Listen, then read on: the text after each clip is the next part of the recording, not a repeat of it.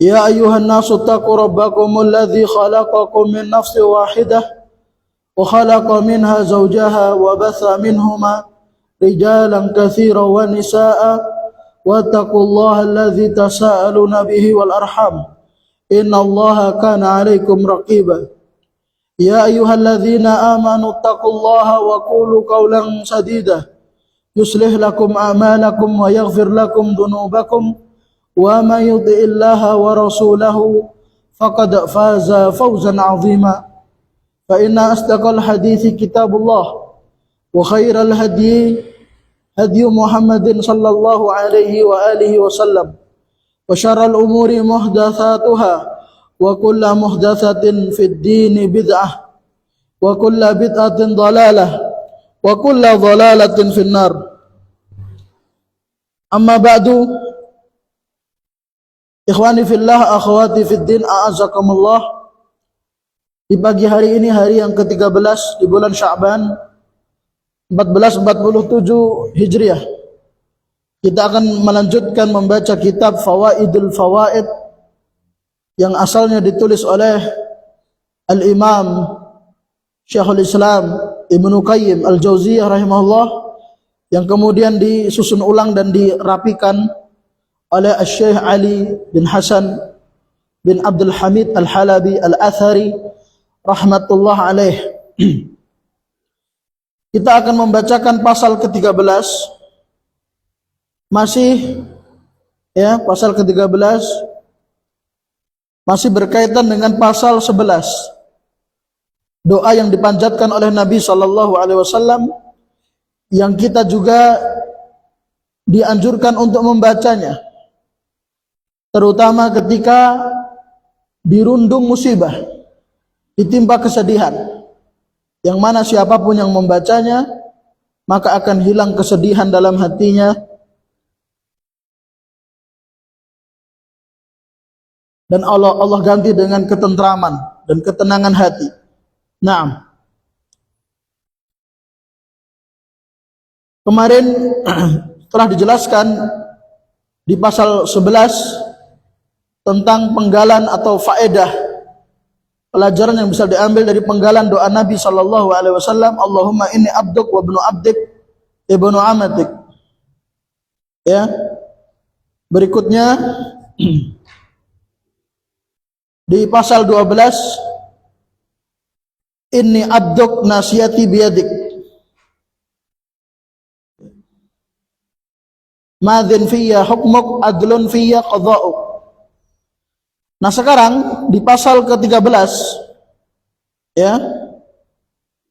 akan dijelaskan tentang perbedaan antara al-hukum dan al-qadha. Berarti masih berkaitan dengan pasal sebelumnya, karena pasal sebelumnya baru membahas dari satu sisi, yaitu dari sisi penghambaan kepada Allah yang bisa dipetik dari penggalan doa Nabi sallallahu alaihi wasallam, madzin fiyya hukmuk adlun fiyya qada'uk. Nah, di pasal ke-13 akan dijelaskan dari sisi keindahan takdir Allah azza wajalla dan keadilan Allah, sifat adilnya Allah dalam setiap takdir dan ketetapannya. Ini sangat penting ya, karena sebagaimana dikatakan oleh sahabat yang mulia Abdullah bin Abbas radhiyallahu anhuma, bahwa keimanan kepada takdir adalah nizamut tauhid. Ya, nizamut tauhid. Nizam artinya sesuatu yang dengannya menjadi rapi. Jadi tauhid kita kepada Allah, keimanan kita kepada Allah tertata rapi jika keimanan kita kepada takdir itu benar. Ya. Tauhid kita, akidah kita itu baik, benar, tertata rapi, tidak ada lobang-lobang padanya jika keimanan kita kepada takdir itu benar. Namun jika keimanan kepada takdir itu ada cacat, ada sesuatu yang tidak beres, ada dari keimanannya kepada takdir sesuatu yang tidak presisi, maka dipastikan akan ada celah-celah dan akan menyisakan lubang-lubang dalam akidah dan keimanan kita serta tauhid kita kepada Allah. Makanya Ibnu Abbas menjelaskan bahwa keimanan kepada takdir merupakan nizamut tauhid.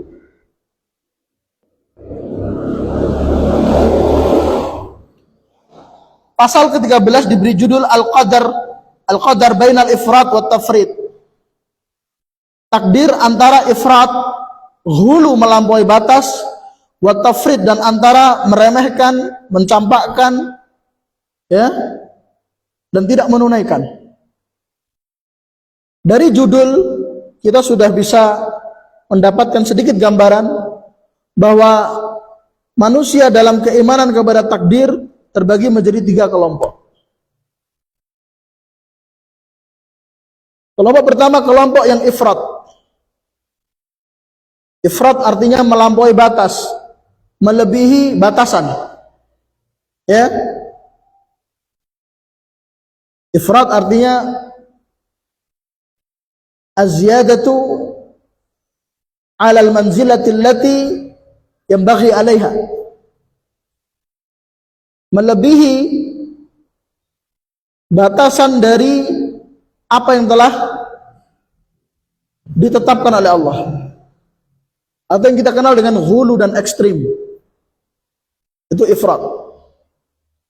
Jadi mereka ada keinginan untuk mengimani kepada takdir, ketetapan Allah, namun berlebihan, melampaui batas. Kalau orang Jawa bilang remblong. Siapa mereka? Nanti akan disebutkan oleh Ibnu Qayyim, namun mungkin perlu saya sedikit spill yaitu kelompok Jabriyah. Sampai-sampai kelompok ini mengatakan apa? Ketika mereka berbuat kemaksiatan, mereka berbuat dosa, jangan salahkan saya. Misalnya ada orang mencuri, ada orang melakukan hal yang diharamkan, kemudian jangan salahkan saya. Ini semuanya atas ketetapan Allah. Saya tidak punya kuasa. Jadi saya melakukan ini ditakdirkan oleh Allah. Jadi jangan salahkan saya, jangan hukum saya, jangan penjarakan saya, jangan beri sanksi kepada saya, jangan tegur saya. Nah, sebagian orang belum sholat dia, atau kalau perempuan belum menutup aurat, belum memakai jilbab, karena Allah belum membuka hati saya. Jangan kamu suruh saya memakai jilbab. Kalau Allah sudah menakdirkan saya memakai jilbab, saya pakai jilbab. Ini orang-orang yang terjatuh pada ifrat. Orang-orang yang terjatuh pada ifrat. Jadi dia berbicara masalah takdir, keimanan masalah takdir, namun melampaui batasan yang seharusnya. Kemudian kelompok yang kedua, kalau dari pernyataan Ibnu Qayyim, maka kelompok tafrid. Tafrid dengan ifrat itu 2 kutub yang berseberangan, sangat jauh. Kalau ifrat berlebihan, terlalu sampai melebihi sampai ke atas. Kalau tafrid turun serendah-rendahnya, sampai mereka menafikan takdir. Siapa mereka? Mereka adalah kelompok Qadariyah.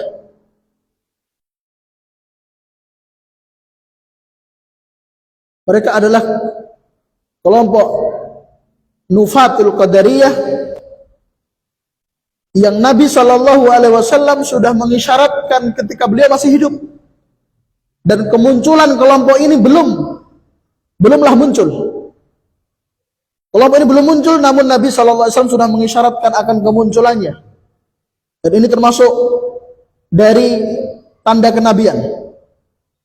Beliau memberitakan sesuatu yang gaib, tentu atas wahyu dari Allah. Yang mana kelompok ini dikatakan oleh Nabi SAW sebagai majusu hadhil ummah, majusinya umat ini. Artinya ada umat Islam, orang Islam, tapi dia memiliki paham Majusi. Pola pikirnya mirip dengan orang Majusi.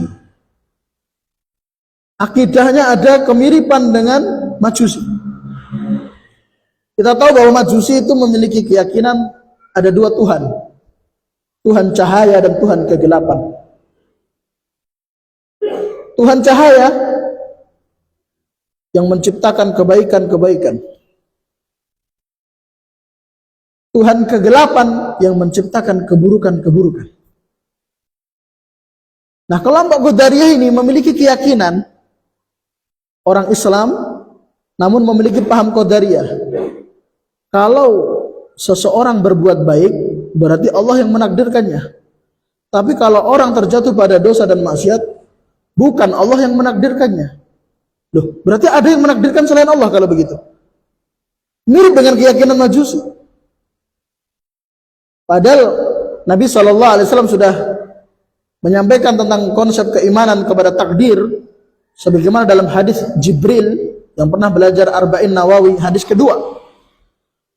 Ketika Nabi SAW ditanya oleh malaikat Jibril, akhbirni anil iman, beliau menjelaskan apa itu iman. Nabi SAW menjelaskan bahwa al-iman antu'mina billahi wa malaikatihi wa kutubihi wa rusulihi wal yaumil akhir wa tu'mina bil qadari khairihi wa syarrih. Dan engkau mengimani takdir, apakah itu takdir baik maupun takdir buruk, semuanya dari Allah. Tapi ini kelompok Qadariyah mengatakan kalau ada seseorang berbuat keburukan itu bukan dari Allah. Maka meskipun kelompok ini belum muncul, Nabi SAW sudah mengisyaratkan akan kemunculannya dan menyebut mereka sebagai majusu hadhil ummah. Itu kelompok kedua. Kelompok ketiga, kelompok ahlul wasat wal i'tidal, kelompok pertengahan, tidak ifrat, tidak ghulu, dan tidak tafrid, ya, tidak rendah, terjun bebas, degradasi dalam keimanan kepada takdir, namun pertengahan, ya, dia menetapkan keimanan kepada takdir, takdir baik dan buruk, ya, adalah dari Allah, namun dia juga tidak apa, tidak menyandarkan, ya, keburukan itu, ya, kepada Allah. Karena Nabi SAW mengatakan wa syarru la yudhafu ilaik, dan keburukan itu ya Allah tidak disandarkan kepadamu. Nah, kita akan jelaskan nanti pernyataan Ibnu Qayyim tentang hal ini. Kita mulai masuk membaca apa yang disebutkan oleh penulis rahimahullah. Berkata Syekh Mu'allif rahimahullahu ta'ala rahmatan wasi'atan wa farraqa bainal hukmi wal qada'. Nabi SAW dalam doanya, ya, yang kita baca di pasal ke-11, karena ini masih ada kaitan dengan pasal ke-11, ya, doa yang dipanjatkan oleh Nabi SAW, ya, diriwayatkan oleh Imam Ahmad dalam Al-Musnad dan juga diriwayatkan oleh Imam Ibnu Abi Hatim dalam Sahih Ibnu Abi Hatim. Naam, dari sahabat Abdullah bin Mas'ud, ketika Nabi SAW dalam doanya mengucapkan Allahumma inni abduk ibnu abdik ibnu amatik nasiyati biyadik madin fiyya hukmuk adlun fiyya qada'uk. Ada petikan faedah pelajaran dari ucapan Nabi SAW, madin fiyya hukmuk adlun fiyya qada'uk. Apa itu? Bahwa Nabi membedakan antara hukum dengan qada'. Wa ja'ala al-madha' lil hukm. Allah menjadikan madha itu terwujudnya sesuatu, terlaksananya sesuatu itu ada pada hukum.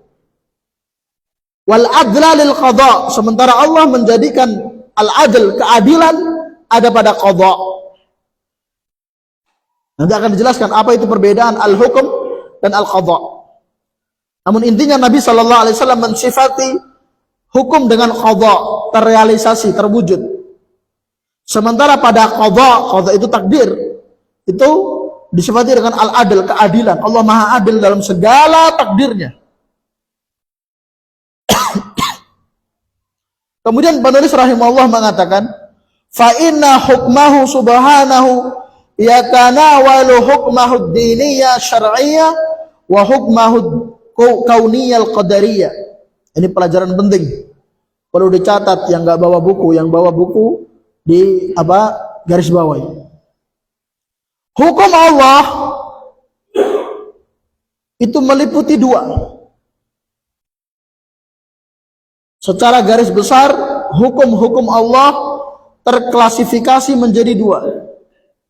Yang pertama, namanya al-hukmu ad-dini asy-syar'i. Hukum syariat, hukum agama.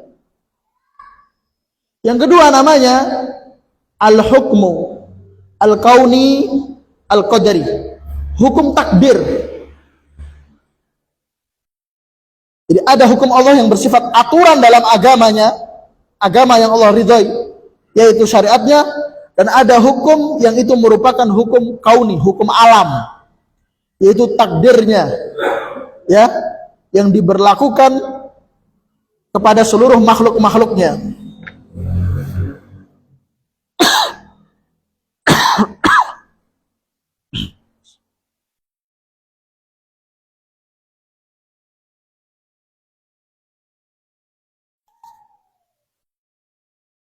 Naam.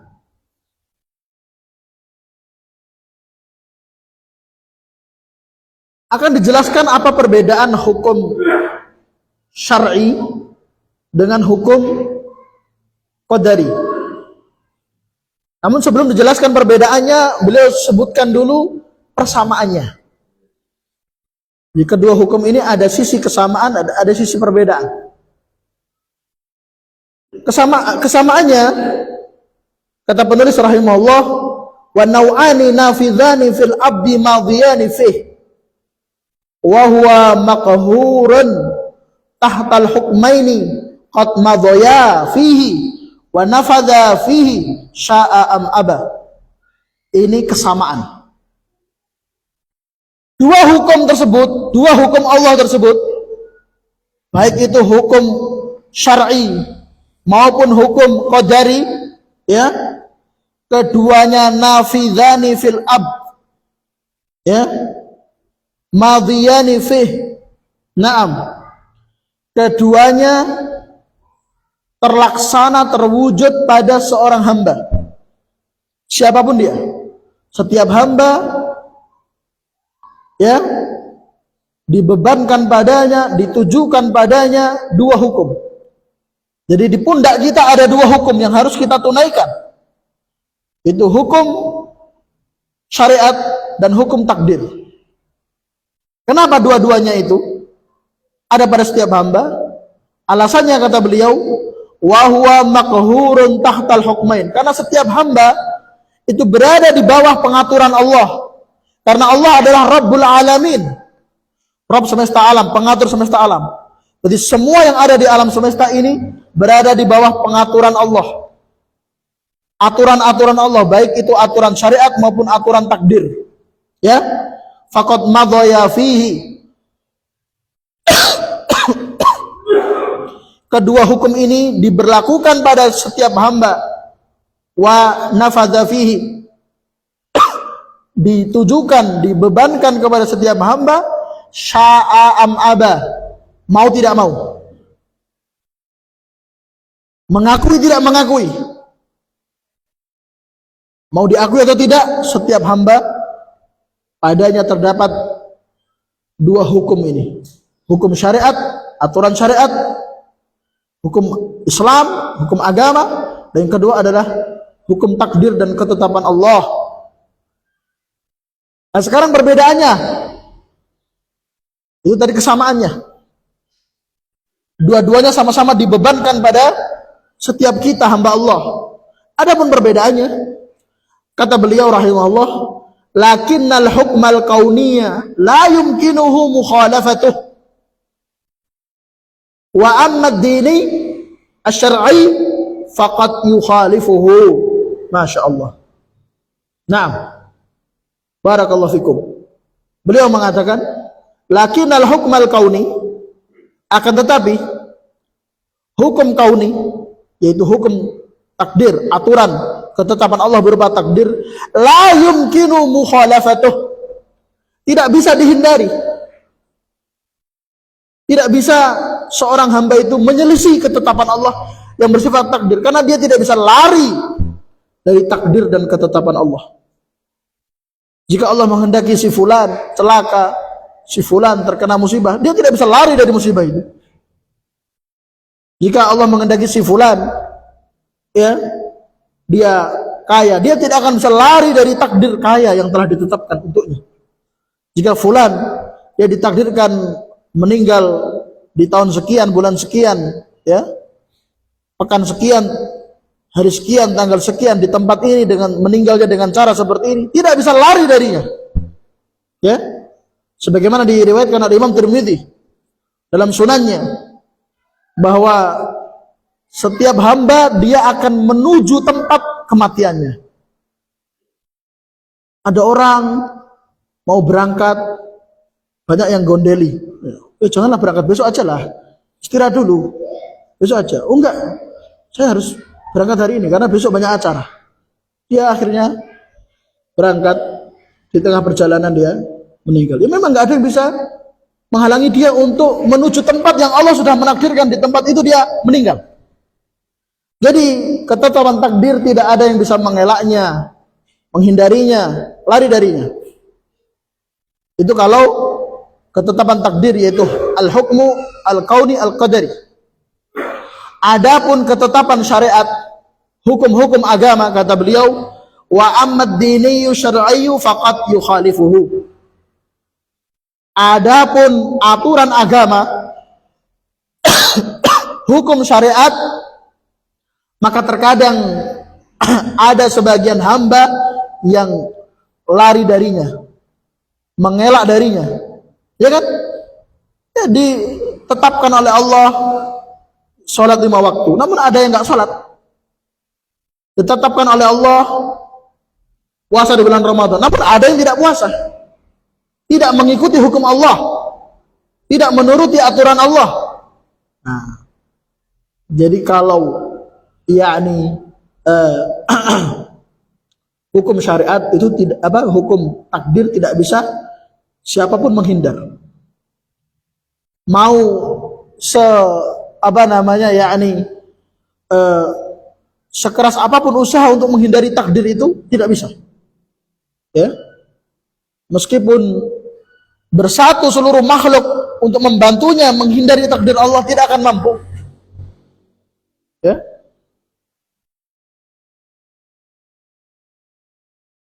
Oleh karena itu dalam hadis qudsi yang diriwayatkan oleh Imam Muslim, di dalam Sahih Muslim, Nabi SAW mengatakan, "Lau anna awwalakum wa akhirakum wa insakum wa jinnakum kanu ala atqa qalbi rajulin wahidin." Ya. Sekiranya seorang hamba itu, ya, dia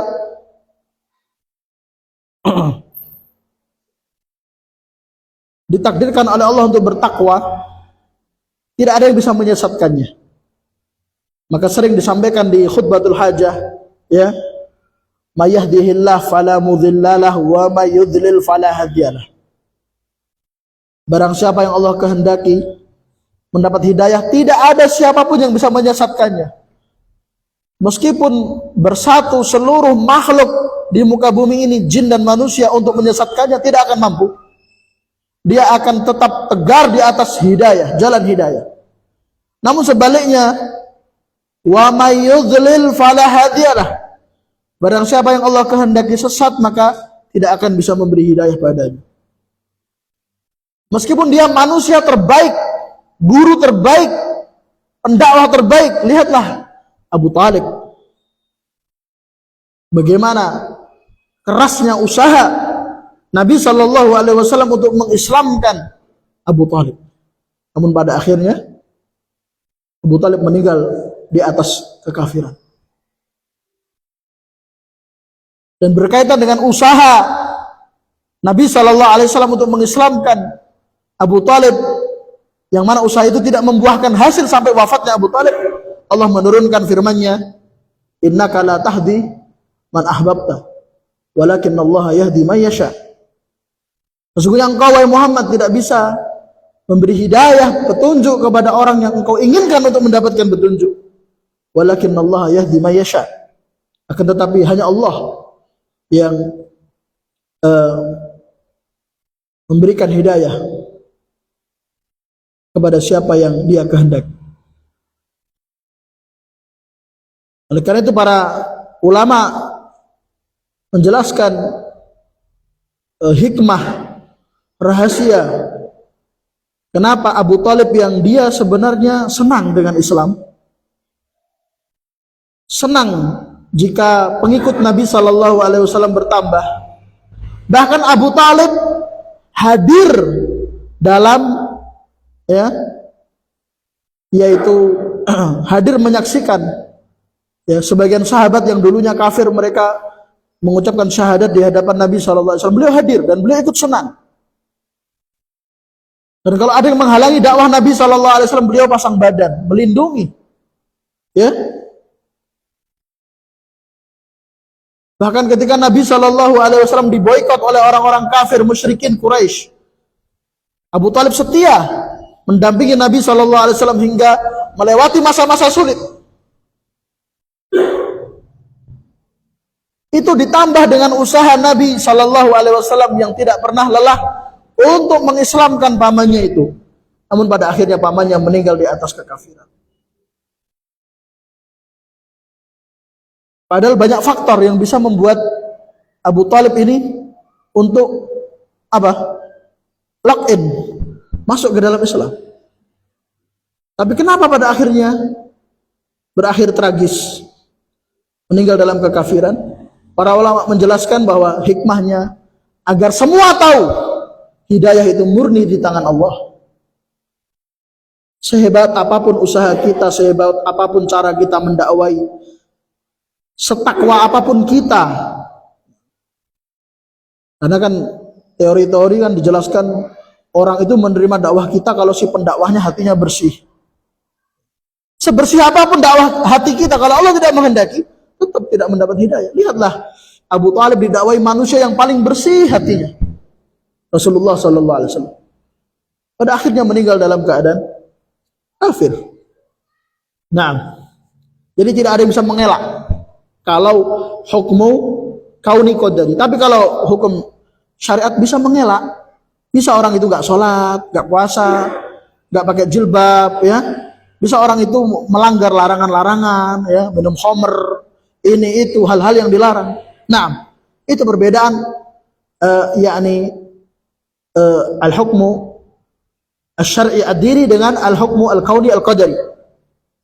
Kemudian kembali ke perbedaan al-hukmu dengan al-qadha. Walamma kana al-qadha'u huwa al-itmam wal ikmal, wa dzalika innama yakunu ba'da mudhihi wa nufudhihi.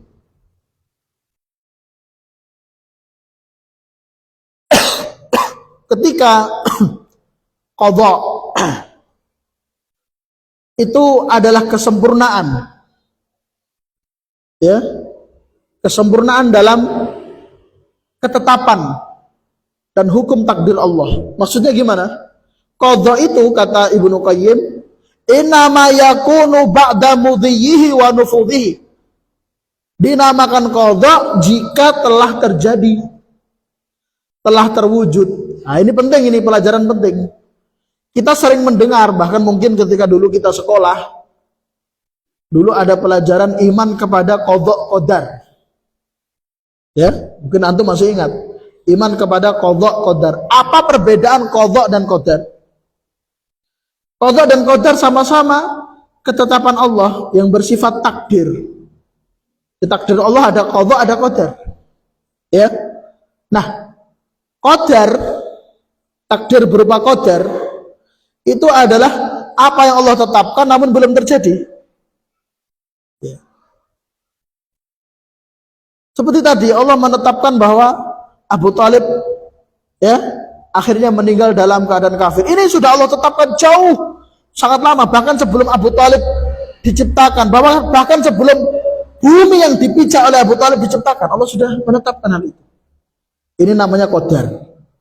Nah, ketika sudah kejadiannya hari H sesuai dengan yang Allah takdirkan, kejadiannya Abu Thalib meninggal dalam keadaan kafir, itu namanya qadha. Namanya qadha. Ya. Namanya qadha. Nah, Allah sudah menakdirkan kapan itu kiamat kejadiannya, yang itu menjadi rahasia. Hanya Allah yang tahu. Karena semua masalah takdir itu rahasia. Ya, kata Ibnu Abbas radhiyallahu anhuma, al-qadaru sirrullah. Takdir merupakan rahasianya Allah. Ya. Nah, ketika sudah hari H, ya, terjadi hari kiamat, itu namanya qadha. Si fulan misalnya, ada orang ditakdirkan nanti siang dia kecelakaan. Sekarang dia belum kecelakaan, itu berarti namanya takdir.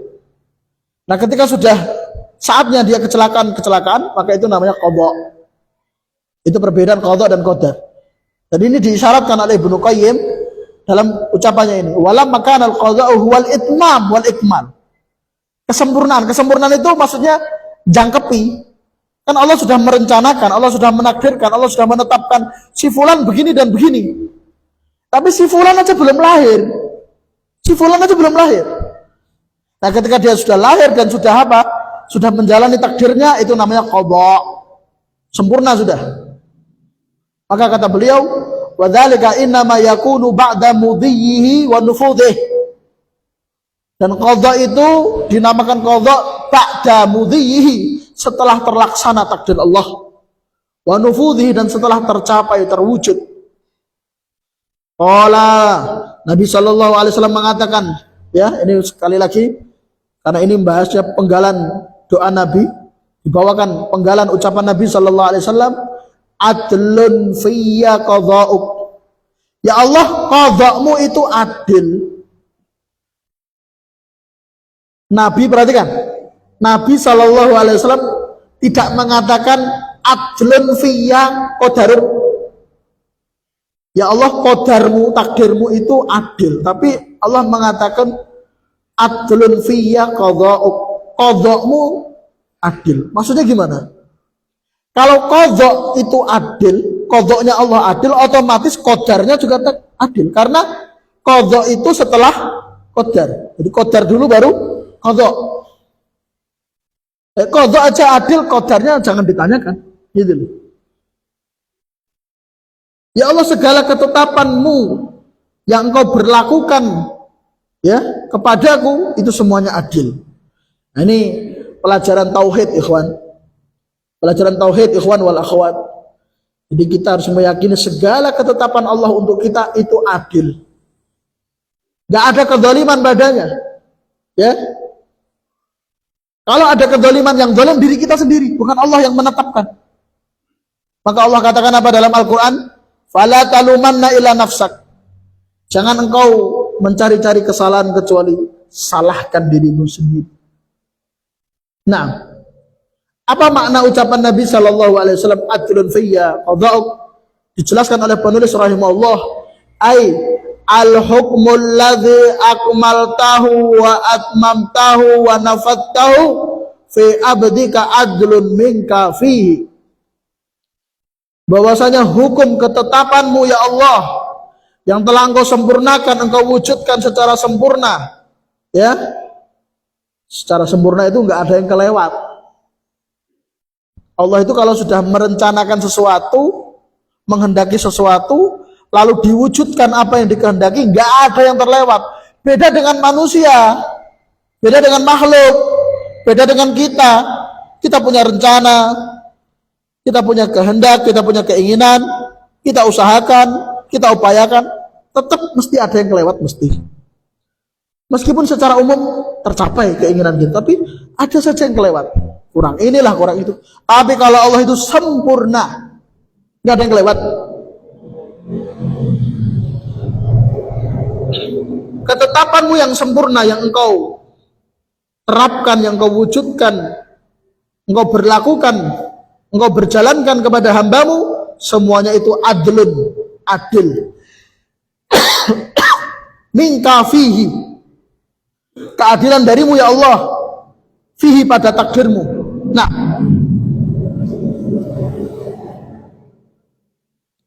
itu qadha ya.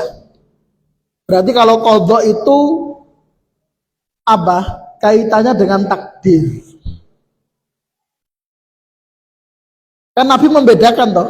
Kalau nggak beda kenapa kok Nabi mengatakan apa? Adlun fiyya qadha'uk. Ya. Nah, sebelum apa? Sebelumnya apa? Madzin fiyya hukmuk. Madzin fiyya hukmuk, adlun fiyya qadha'uk. Itu artinya beda. Bedanya apa? Kalau qadha tadi masalahnya takdir. Adapun hukum, wa amal hukmu fahuwa ma yahkumu bihi subhanah. Ya. Adapun hukum adalah segala yang Allah tetapkan untuk hambanya, untuk makhluknya. Wa qad yasha'u tanfidahu wa qad la yunaffiduhu. Terkadang Allah menghendaki untuk mewujudkannya, terkadang Allah tidak menghendakinya. Fa in kana hukman dinian fahuwa madzin fil ab. Kalau itu hukumnya hukum agama, hukum syariat, maka bebannya ada pada hamba. Wa in kana kaunian fa in nafadahu subhanah ma fihi. Adapun hukum takdir, jika Allah menghendaki terwujud, pasti terwujud. Wa illam yunaffidhu indafa'a anhu. Namun kalau Allah tidak menghendaki untuk terwujud, tidak akan terwujud. Fahuwa subhanahu yumdhi ma yaqdi bih. Maka Allah menerapkan, mewujudkan apa yang dia kehendaki, apa yang dia takdirkan. Wa ghairuhu qad yaqdi bi qada'in wa yuqaddir amran la yastati'u tanfidhah. Adapun selain Allah terkadang punya rencana, punya program, ya, punya keinginan. Yuqaddir amran, dia sudah hitung-hitungan, ya, sudah detail agar gak ada yang terlewat. Tapi apa? Pada akhirnya la yastati' tanfidhahu, gak seutuhnya mampu untuk mewujudkannya. Wa huwa subhanahu yaqdi wa yumdi. Sementara Allah mengqadha, menakdirkan, wa yumdi, dan mewujudkan. Falahul qadha wal imdha. Hanya Allah yang mampu mewujudkan apa yang dia kehendaki. Intinya yang kita baca tadi, intinya begini. Hukum itu lebih luas daripada qadha. Qadha lebih sempit. Karena qadha itu takdir. Nah, hukum mencakup takdir dan syariat. Nah, takdir dan syariat ini jangan dibentur-benturkan, ya. Ada orang membenturkan takdir dengan syariat seperti tadi.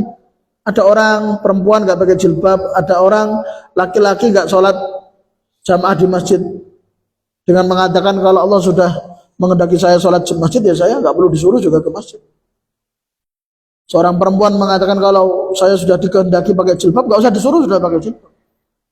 Ini namanya orang membenturkan takdir dengan syariat. Dan para ulama banyak menulis tentang bagaimana pola pikir yang benar mendudukkan syariat dan takdir. Yang paling bagusnya yang ditulis oleh Syekhul Islam Ibnu Taimiyah yang berjudul Ar-Risalatu Tadmuriyah. Ya. Kitab yang sangat bagus mendudukkan syariat dan takdir. Biar enggak salah paham. Biar enggak gagal paham, ya. Kalau kitab ini merasa berat, kitab ini sudah diringkaskan, ya, ditalkhis oleh Syekh Muhammad bin Shalih Al-Utsaimin rahimahullah dengan judul Taqrib Tadmuriyah. Kalau nggak salah sudah diterjemahkan. Penerjemahnya kalau nggak salah Ustadz Zainal Abidin, wallahu a'lam. Terus saya pernah lihat di Toko buku ada terjemahnya. Gak tahu siapa penerjemahnya. Kalau nggak salah Ustaz Zainal Abidin. Itu menjelaskan tentang yakni mendudukkan takdir dan syariat. Ya. Biar itu tadi ada orang berbuat maksiat, ya, mencuri, jangan salahkan saya. Ini semuanya takdir Allah. Ini namanya membenturkan takdir dengan syariat. Nah,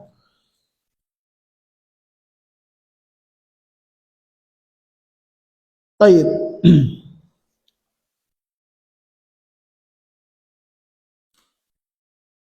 Jadi kalau qadha itu identik dengan takdir. Qadha itu ya takdir gitu. Tapi kalau hukum tidak selalu takdir, ada hukum syariat, ada hukum takdir gitu. Nah kalau qadha itu kita nggak bisa menghindar. Kalau hukum apa dulu? Kalau hukum takdir kita nggak bisa menghindar. Kalau hukum syariat masih bisa menghindar. Masih bisa orang dengar azan nggak berangkat ke masjid, malas nonton TV, main HP, malas ke masjid,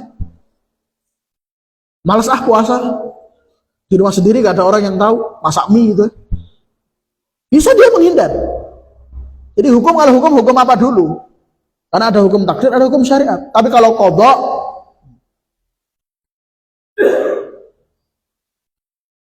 itu takdir. Wa qauluhu, kemudian kata Ibnu Qayyim, wa qauluhu, adapun ucapan Nabi sallallahu alaihi wasallam, adlun fiyya qada'uk, qada'mu, takdirmu itu adil ya Allah. Apa maknanya? Ya tadhamman jami'a aqdiyatihi fi abdih. Ucapan Nabi sallallahu alaihi wasallam ini meliputi semua qada'nya Allah, takdirnya Allah kepada hamba-hambanya. Min kulil wujuh, dari segala sisi, min sihatin wa suqmin, baik itu berupa kesehatan atau sakit, wa ghinan wa faqrin, apakah itu kaya atau kemiskinan, wa ladzatin wa alamin, apakah hidup nyaman atau hidup sengsara, wa hayatin wa mautin, apakah hidup atau mati, wa uqubatin wa tajawuzin, apakah diazab atau diampuni, wa ghairi dzalika, dan selainnya. Semuanya ada, semuanya adil. Ada orang ditakdirkan sehat, adil. Ada orang ditakdirkan sakit, adil. Ada orang ditakdirkan kaya, adil. Ada orang ditakdirkan fakir, miskin, adil. Ada orang ditakdirkan hidupnya nyaman, itu adil. Ada orang ditakdirkan hidupnya serba kesusahan, ya. Sejak lahir sampai meninggal belum pernah merasakan hidup enak, ya. Hidup mati semuanya dikehendaki dengan adil, ya. Ada orang berbuat dosa diampuni dan ada orang berbuat dosa tidak diampuni. Semuanya adil, diampuni adil, nggak diampuni disiksa juga adil. Semuanya adil, ya. Yang nggak adil itu, nggak adil lawan dari zalim, ya. Nggak adil artinya zalim. Yang zalim itu hanya hamba. Allah tidak disifati dengan zalim, ya. Ketetapan Allah meskipun buruk adil. Nah, terus yang buruk apanya? Yang buruk ini, yang ditimpa itu. Makanya lihat di sini beliau membawakan firman Allah Taala, dua ayat, ya, dalam surat Asy-Syura. Yang pertama Asy-Syura ayat 30. Qala Ta'ala, Allah berfirman, wa ma asabakum min musibatin fabima kasabat aydikum. Apapun yang menimpa kalian berupa musibah-musibah, itu disebabkan perbuatan kalian sendiri. Jadi kalau ditimpa musibah, jangan kenapa Allah yang menimpakan ini. Karena Allah gak berhak ditanya kenapa. Allah sudah maha adil. Yang ditanya itu kita. Kenapa saya ditimpa musibah ini? Itu. Jangan arahkan ke Allah. Arahkan ke diri kita sendiri. Karena Allah katakan apa? Fabima kasabat aydikum. Itu disebabkan perbuatan kalian. Wa qala, Allah juga berfirman dalam surat Asy-Syura ayat 48. Wa in tusibhum sayyi'atum bima qaddamat aydihim fa innal insana kafur. Musibah apapun, keburukan apapun yang menimpa seseorang, maka disebabkan perbuatan mereka sendiri. Sesungguhnya manusia itu banyak yang kufur. Banyak yang kufur. Nah, maka kalau zalim, kita zalim. Allah enggak, Allah maha adil. Kemudian kata beliau, fakullu ma yaqdi 'alal abdi fahuwa adlun fihi. Ya. Maka semua yang Allah takdirkan bagi hamba semuanya itu adil di sisi Allah.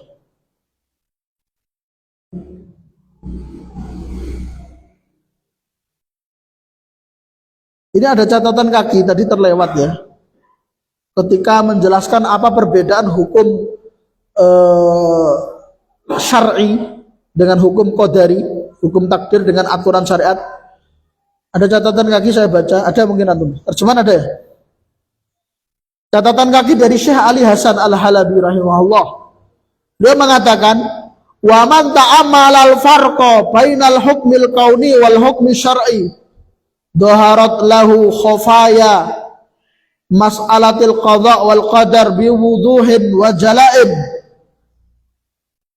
Siapapun yang memahami perbedaan hukum syariat dengan hukum takdir, siapapun yang mencermati perbedaan aturan agama dengan aturan hukum alam takdir, maka pasti akan tersingkap baginya banyak permasalahan-permasalahan takdir. Ya, dia akan terhindar dari berbagai kesesatan dan penyimpangan dalam pola pikir memahami takdir. Dan ini betul ya. Oleh karena itu Syekh Saleh bin Abdul Aziz Al-Syekh di dalam syarahnya terhadap Aqidah Tahawiyah, beliau menyebutkan sebab-sebab orang menyimpang dalam memahami takdir. Beliau sebutkan ada 4 atau 5 sebab. Di antaranya yang beliau sebutkan adalah karena tidak memahami perbedaan hukum takdir dengan hukum syariat. Dikiranya semua hukum Allah itu Allah ridhoi, padahal yang Allah ridhoi hanya hukum syariat. Kalau hukum takdir ada yang Allah ridhoi, ada yang tidak Allah ridhoi. Allah menakdirkan Fir'aun meninggal dalam keadaan kafir. Apakah Allah ridho dengan kekafiran? Jawabannya tidak. Allah menakdirkan Umar bin Khattab yang dulu memusuhi Nabi SAW, pada akhirnya masuk Islam. Bagus keislamannya, bahkan kualitas keislamannya di atasnya semua sahabat kecuali Abu Bakar As-Siddiq. Beliau di atasnya Utsman bin Affan, Ali bin Abi Thalib dan yang lainnya. Ya? Dan meninggal di atas keislaman. Takdir Allah. Allah ridhoi enggak? Allah ridhoi. Tapi kalau hukum syariat semuanya diridhoi, enggak ada yang sebagian diridhoi, sebagian enggak. Ini orang enggak paham. Dikiranya kalau takdir semua diridhoi. Ada orang ditakdirkan lahir bapak ibunya kafir. Ya. Oh, lahir bapak ibunya kafir berarti Allah ridho dia lahir dalam keadaan non-Islam. Ini orang ya konslet gitu otaknya. Karena nggak paham perbedaan hukum syariat dengan hukum takdir. Maka ini bagus ya catatan kaki. Memahami perbedaan hukum syariat dengan hukum takdir, ya, itu akan menyingkap berbagai macam kesalahan dalam memahami keimanan kepada takdir.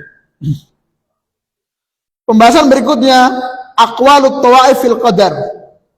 Pernyataan kelompok-kelompok sesat dalam masalah takdir. Ini tadi ya, kelompok yang diisyaratkan dalam judul bab, kelompok ifrat dan kelompok tafrid. Fa'in kila, jika ada yang bertanya, fal maksiyatu indakum biqadaihi wa qadari. Kalau begitu, ya, kalian wahai ahlussunnah meyakini orang berbuat maksiat itu juga karena ditakdirkan oleh Allah. Oh iya, ada orang berbuat maksiat ditakdirkan oleh Allah.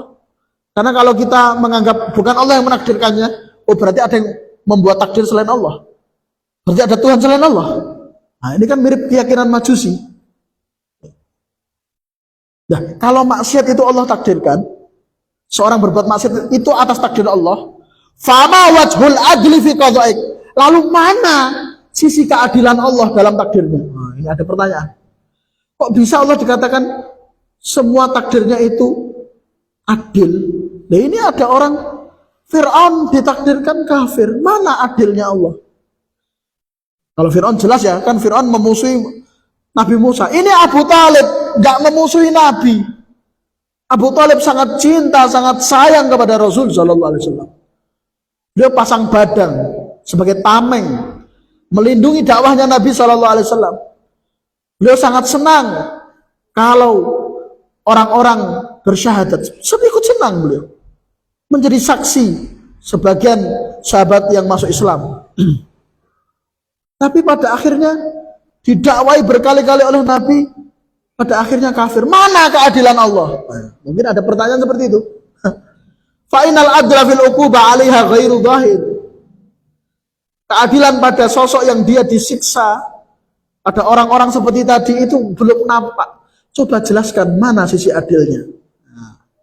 Dia menjelaskan agak panjang ya. Mungkin kita lanjutkan di pertemuan yang berikutnya. Ya, saya nggak bisa melanjutkan. Mungkin kita lanjutkan di pertemuan akan datang. Insyaallah taala.